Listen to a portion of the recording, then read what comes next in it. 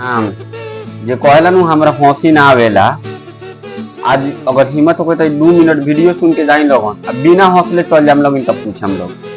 हम हमार दोस्त दोनों गोड़े एक साथे खाना वाना बनावत रहनी सन, साथे साथे खात रहनी। माने जौन रात घटना हमर दोस्त कोइले बा वो हूँ में लाज लगता, तू नहू में अफसोस आवता। ताक वही अपना दोस्त के बाद दोनों आदमी डिप्टी करत नहीं सन एक साथे।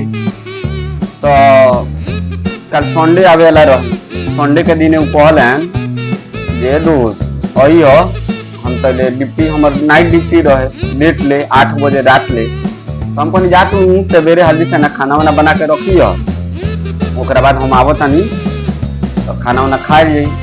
हमर दोस्त गइलन पौगा ले अइलन, बड़का बड़का पौगा दूगो, एगो पौगा मरले हुई तो हम जानता नहीं कुछ ना बनी, दूसरा का पौगा मार और के मार रेडी खाना जानता नहीं तो का बनल जाए।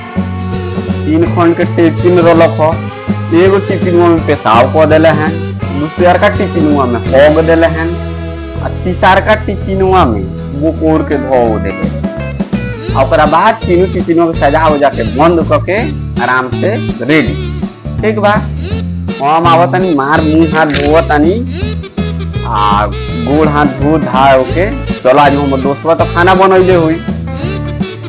जैसे ही उघारतानी टिफिन खोलतानी उल्टी करत करत जौन पहले दिनों के पहले दिन वो बुकोर बकार के रे मिलाई तो साला कितना दोगलोई कइले लोग खाना कौन लेटरिंग हो कइले लोग, एक खंड में पेशाब कर दिले, एक खंड में ऐसी उल्टी कइले का।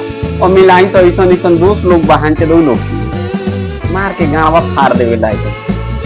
माने अब यही में दोस्ती यारी बा, सब मैनेज करके चले के पड़ता है। आज जाते जाते तनका ये सब वीडियो बढ़िया लगी तो लोग से रिक्वेस्ट बा वीडियो को लाइक सब्सक्राइब कर।